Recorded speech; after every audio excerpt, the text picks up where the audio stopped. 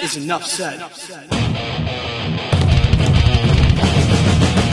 What's up, Heat Nation? Happy Wednesday, hump day. Your boy Ernest here, back with another Miami Heat Talk video. We'll really appreciate if you guys can like the video, subscribe to the channel if you're not. I got 58% of you that watch these videos that are not subscribed, so please help your boy out. We're trying to get to 4,000 subscribers. Now, we're going to get ready to rock and roll on another Miami Heat Talk adventure, guys. Today's the day. Today's either the final game of the Miami Heat 2024 season, or the story continues. Can the Miami Heat beat the Boston Celtics tonight in Game 5? Chances are very slim. I gave you guys an injury report yesterday, but just a little reminder. Jaime Jaquez Jr. in Game 4 injured his hip. His hip. Our rookie injured his hip. You got Jimmy Butler out, still. You got Terry Rozier out, still. Josh Richardson is out for the year, we know that. And Duncan Robinson, yeah, he's available, but he's not really playing. So you have 5 guys from this Miami Heat roster that are not playing tonight. So chances are the Heat will take the L. But I will say this. Boston doesn't have Kristaps Porzingis. I know Jason Tatum is dealing with that ankle issue from stepping on Bam's foot. So the Heat have a shot. They have a shot to win this game. And it's like we've said all series long. The hope is that the Miami Heat can make this series competitive. Now, it's going to live and die with Tyler Hero, guys. The only game that we won in Game 2 was the game that Tyler Hero broke out. And we have all discussed this about Tyler Hero. Half of us want him to stay. Half of us want him traded in the offseason. But all of us can agree to the same thing. Whether we want Tyler to stay or go, Tyler balling out and performing in these playoffs is only beneficial to what everyone wants. It's beneficial because it shows you that he's a guy that you can depend on, or it increases his trade value so you can get something great for him in the offseason.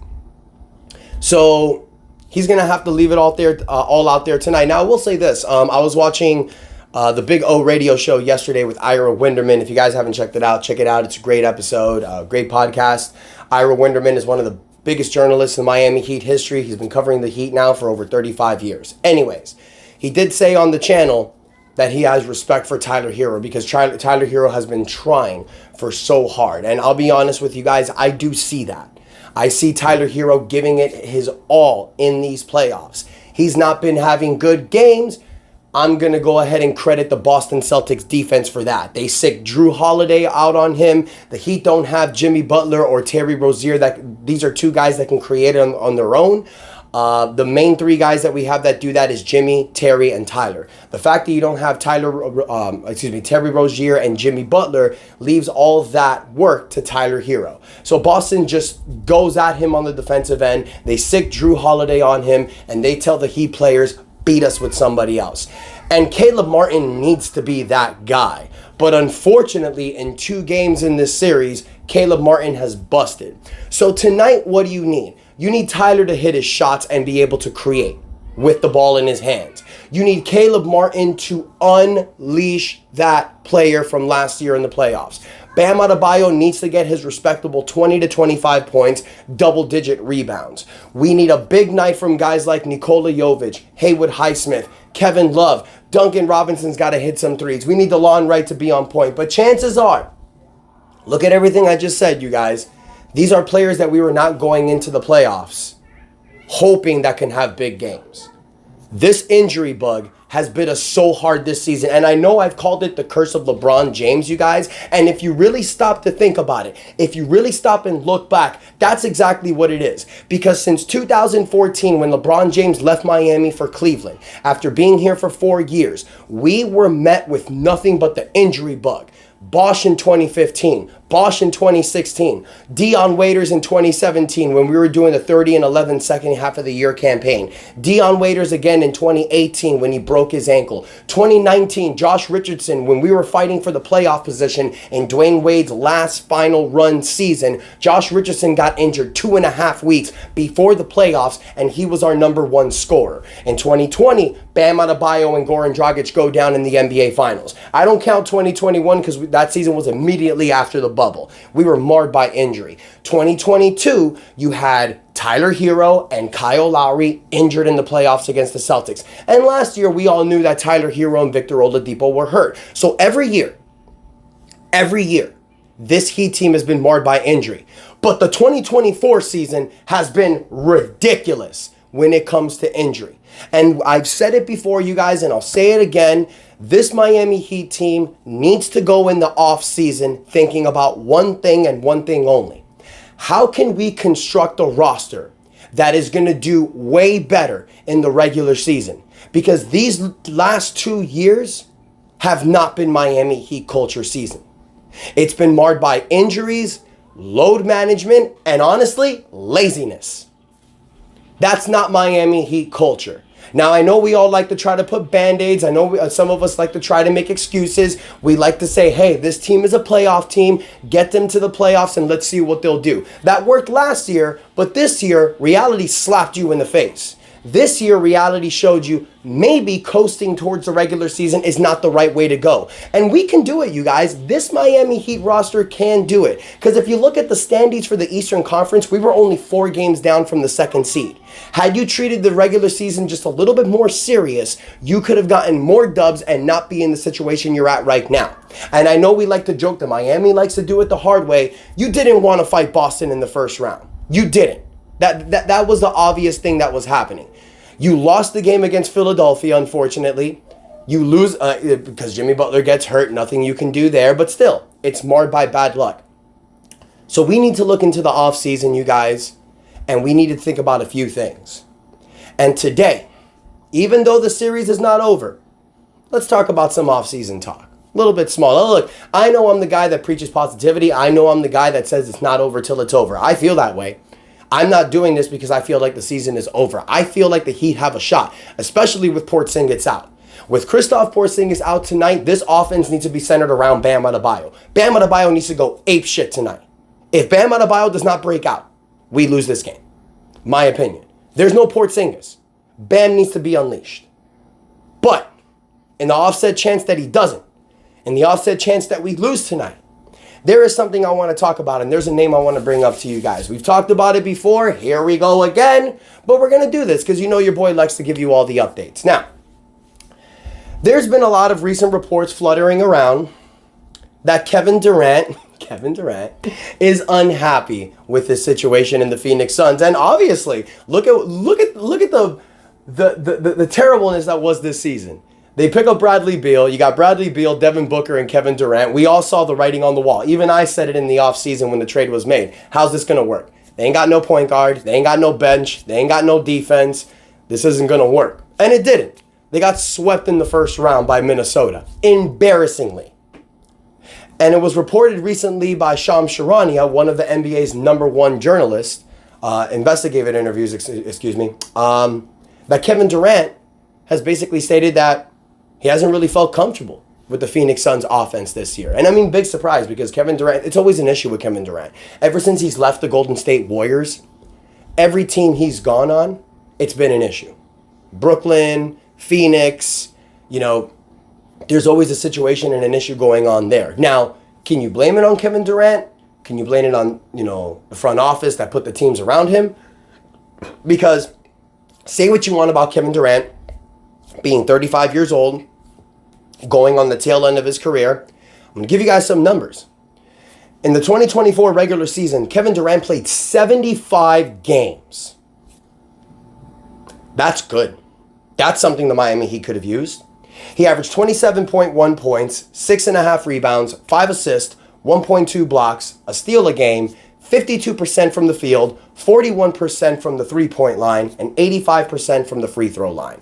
He's flirting with the 50, 40, 90s numbers, and look at those season numbers that he has. In the playoffs, he averaged 42 minutes, 26 points, 3 assists, 1.5 blocks, 6.5 rebounds. Pretty similar to his regular season stats. Now, next year, Kevin Durant's going to be 36. Kevin Durant, next year, is going to have 2 years left of the 4-year extension he signed back in 2022. The 2025-2026 season is a player option, so we don't know if Durant is planning on opting in. I will say this, next year he's going to be 36 years old. Even with his age, I don't see Kevin Durant slowing down. I see Kevin Durant having one, maybe 2 more years with this production level. Now, it's possible that next season his numbers may dip a little bit, being 36, but Kevin Durant's a different type of player. He's a silky offensive type of player. He's not a bruiser. He's not like Jimmy Butler. Jimmy Butler, the reason why we're concerned about Jimmy's age is because the way that he plays. He doesn't rely on his jump shot a lot. He likes to go in the paint, bang down, get a bucket, and catch an extra foul. It does a lot of damage on the body. You're seeing what Jimmy Butler is going through with the MCL sprain. It's not going to get better. The injuries are going to progress the older that he gets. Now, I know a lot of Heat fans have been annoyed with the whole offseason, with the trade talks, with all that stuff. But fact of the matter is, if an opportunity is there, should the Miami Heat take a crack at it? Simply because of these numbers. Look what Kevin Durant does in the regular season in the playoffs. Look at the type of player that he is. But don't forget about the relationship that he has with Bam Adebayo. They won USA Gold together. Kevin Durant has been linked to the Miami Heat since 2016. Eric Spoelstra and the Heat have been trying to get Kevin Durant on this team. We tried again in 2021. We tried again in 2022 when he requested the trade and requested to come to the Heat or the Phoenix Suns. We couldn't get it done. Now, this offseason, that Kevin Durant situation with Phoenix didn't work. There's a possibility that the Heat can pick him up. Now, the question is, what do you give up for Kevin Durant? Because I know a lot of people have mentioned this in my videos before. They're asking, oh, what about Kevin Durant? What about Kevin Durant? And I'm seeing certain trade packages being thrown. We need to remember, you guys, that this offseason, the 2024 offseason, is going to be the first offseason where the new NBA CBA is really pushed in. You got to worry about things like being a second apron team, numbers. Can you aggregate trades if you're a second apron team? Now, I have a trade that works, and it's probably the only thing that could work. Now, some people are going to say, take Tyler Hero, take Nikola Jovic, take a future first-round draft pick, sign and trade Caleb Martin, and all of that sounds great, but I don't think that's going to work. I think the only trade that can work for Kevin Durant is including Jimmy Butler in that deal. Now, you got to make logistics work. Is it Jimmy Butler and a future first-round draft pick? I don't think so. These are two guys that are similar age. Jimmy Butler's a year younger. They're making similar numbers in their contract. Kevin Durant's making $49 million next year. Jimmy Butler's making about $47 to $48 million. That trade works. I don't think that the Miami Heat can devise a package to get Kevin Durant where it's centered around Tyler Hero without having to give up the whole bag. So my question to you, Heat fans, if the Miami Heat have an opportunity of trading Jimmy Butler and getting a player like Kevin Durant, two guys similar age, similar numbers that they're making per year, and similar contracts. Only 2 more years left, possibly 1 if they opt out. So you're basically getting him on a rental. Would you make that trade, knowing that Kevin Durant has a better relationship with Bam Adebayo than Jimmy Butler, most likely? Probably the same. Kevin Durant gives you a lot more in the regular season, and we know what Kevin Durant is. Kevin Durant at times is him. But because of what Jimmy Butler has done for the Miami Heat the last 5 years, do Heat fans feel that it's better to keep our boy, Jimmy Butler, and try to ride a championship with him? So I want to hear from you, Heat fans. I know this was a little bit of a different talk than playoffs, but I wanted to give you guys something different. There's been fluttering, there's been chirping about Kevin Durant. He averages great numbers. He's on a similar contract with Jimmy Butler. I think that's the only trade that can work if we realistically want to get Kevin Durant. So my question to you, Heat fans, Kevin Durant or Jimmy Butler for next year? Is it possible? Yes. Is it likely? Probably not. But I want to hear from you, Heat fans. Let me know what you think in the comments. Don't forget to like the video. Don't forget to subscribe to the channel. I know Heat fans think this season is over, but it's not. Boston or Miami have to win 4 games. Nobody's won 4 games yet. The fat lady hasn't sang. Go all out tonight. The season's on the line. Fight, fight, fight until the very end. And if the season is over tonight, you guys, then it's been one hell of a ride. But this train ain't over. You know your boy's going to be giving you videos all the time. So stay positive, Heat fans, and that is enough said. Enjoy your Wednesday.